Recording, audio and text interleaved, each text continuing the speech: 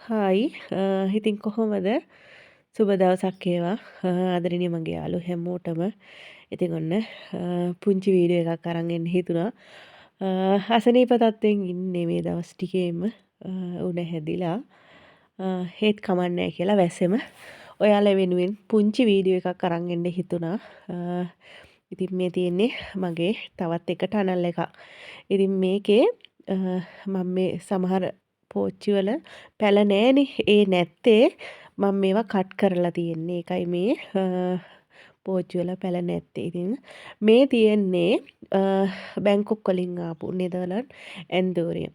ඉතින් මේ වර්ග කොච්චර පරණ වුණත් ඉල්ලුමෙන් නම් කිසිම අඩුවක් නෑ.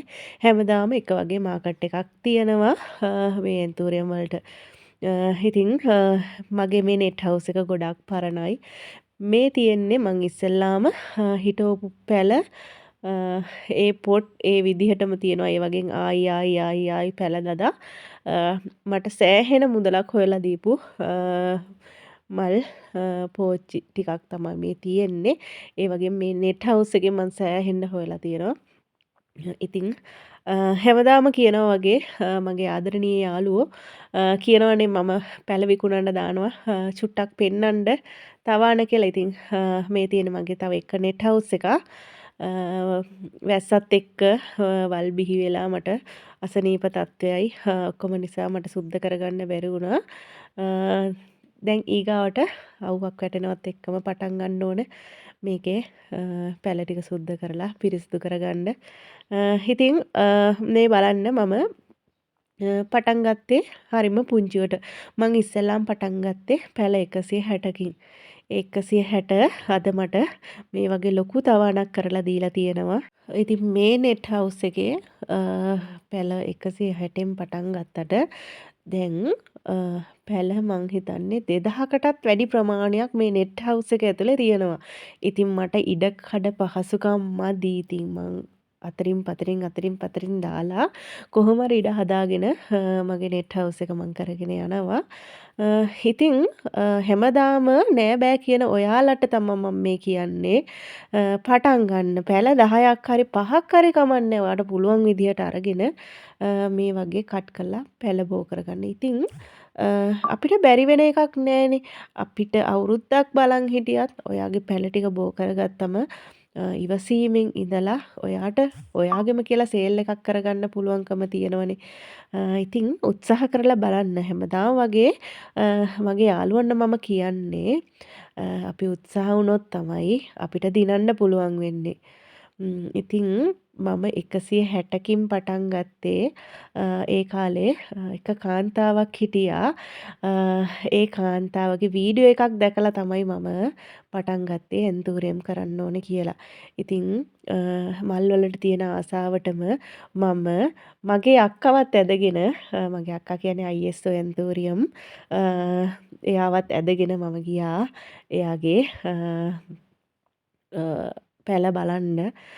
ඒ වගේම එයාගේ වැඩමුළු වලට අපි දෙන්න සහභාගී වුණා.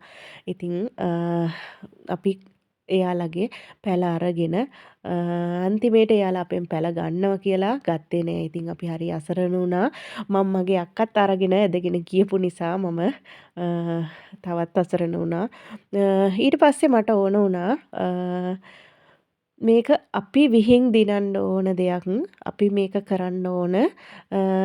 අපි මේ ෆීල්ඩ් එකට බැහැලා අපි පැල විකුණන්න ඕන කියන හැඟීමෙන් ඉස්සෙල්ලාම පැල FB එකේ පෝස්ට් එකක් දැම්මා. ඉතින් මාසයක් දෙකක් යනකම්වත් ඒකේ කිසිම රිප්ලයි එකක් හම්බුනේ නෑ. ඉතින් ඔය වගේ කාලයත් එක්ක අපේ පැල අපි කරේ බෝ කරන එක. ඉතින් බෝ කරලා හෙමීට පැල සේල් එකට දාද්දි ඉස්සෙල්ලාම මට මතකයි එක ආදරණීය කෙනෙක් මගෙන් පැල ඉල්ලුවා රුපියල් 2500ක. ඉතින් ඒ 2500ෙන් පටන් ගත්ත ගමන අද මානයක් හොයනවා. ඉතින් හරිම සන්තෝසයි. ආදරයෙන් මතක් කරනවා ඒ මගේ ඉස්සෙල්ලාම පැල ගත්ත මහත්මයාට ගොඩක් ස්තුතියි. එදා ඉඳන් පටන් ගත්ත ගමන මම මගේ අක්කගේ පැලත් ඉස්සෙල්ලාම සේල් කරන්න පටන් ගත්තා. එයාටත් වැටෙන්න දුන්නේ නෑ. අපි දෙන්න මේක ඇදගෙන යන් කියලා ගේම ගැහුවා. අපි දෙන්න සෑහෙන්න පැලවිකුණා. ඉතින් අද සතුටුයි ඉන්න තැන ගැන. ඉතින් ඔයාලටත් කියන්නේ ඒ වගේ ඔයාලගේ ගමන ඔයාලා තීරණය කරන්න. ඉතින් වැටෙන්න එපා කවදාවත්. තමන්ගේ හයිය තමන්ගේ ආත්ම ශක්තිය තියෙනවා නම් කාටවත් තමන්ව වටන්න බෑ. ඉතින් ඔයාගේ ගමන ඔයා හදාගන්න.